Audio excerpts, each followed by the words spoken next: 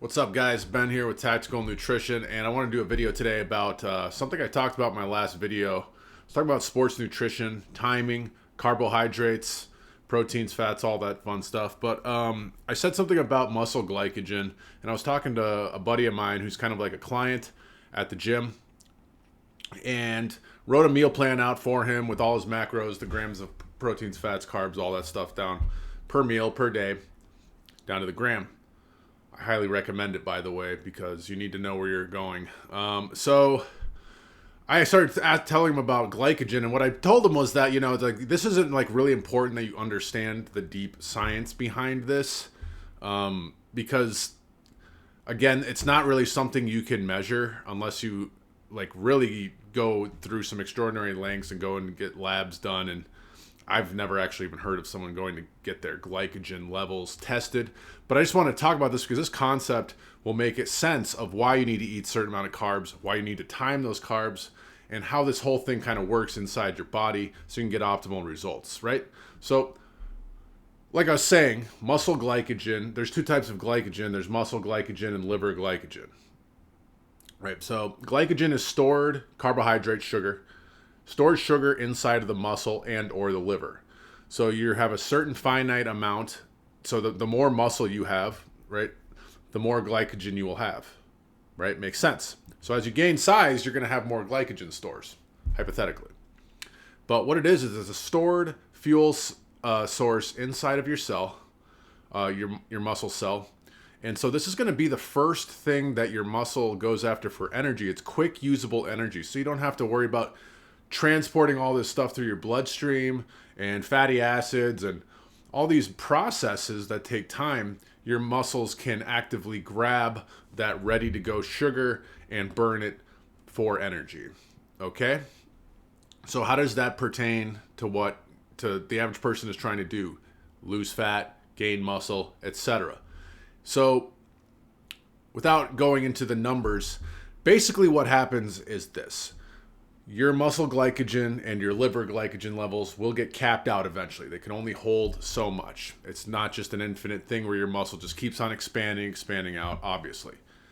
And then once you're at that level where the glycogen stores are full, your body's going to store the excess carbohydrates now as fat through the triglycerides, processing through your liver. So basically what happens is you cap your glycogen levels, and then your body will start to store the excess carbohydrates as fat. So our goal is to keep those glycogen levels capped, but not go too far over and end up with excess body fat. Now, on the converse side, if you have way too low of muscle glycogen, let's just say you're carb depleted, and people know how this feels. You have a lack of muscle strength, a noticeable lack of energy in the gym. You feel sluggish.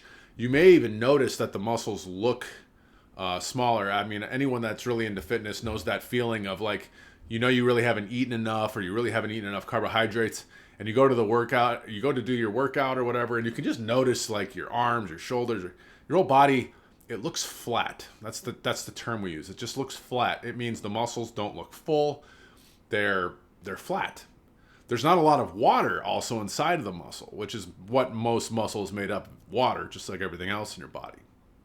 So what I'm saying here is, and just to bounce off that real quick, obviously anytime your body stores more sugar inside the muscle, it's also going to store more water because there's specific ratios that you need, right?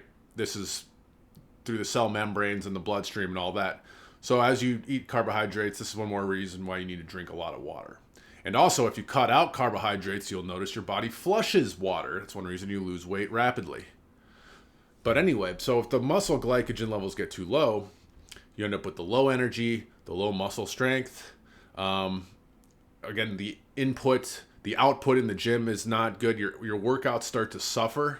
A lot of fitness competitors, this is something that they kind of have to go through right before competition. And I know that there's a lot of timing things that they do with their training. They do very specific things coming up to the competition usually, sometimes very drastic, where there's low carb days, high carb days. And so all I'm trying to say though is, guys, if you do a keto diet, or something like that. And I know people that do the keto diet and work out and claim to have great results, because your body can create carbohydrates out of protein through something called gluconeogenesis, where your liver breaks down the protein into sugar. Well, not that simple, but basically that's what happens. And then you can store that as muscle glycogen to make sure that the muscles are never completely depleted of fuel.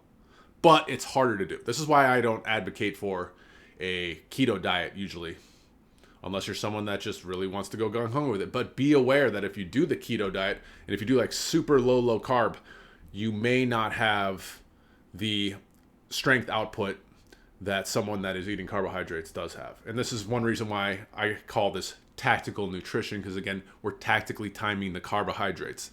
This doesn't mean you eat a bunch of pizza and a bunch of tortillas and all the stuff we talk about in these videos. You're going to store body fat, all right? You don't need to eat that much carbs to fill the stores. But what you can do, and this will be the end of the video, I wanted to keep it pretty short, but the applications that you can use in your day-to-day workout is keep an eye. So as you're trying to gain muscle and lose fat, keep an eye on a few things. Number one, your strength levels. Are they dropping in the gym? As you're dropping down your carbohydrates and cutting out the bad foods that most people are eating, the pizza, the chips, the donuts, all that.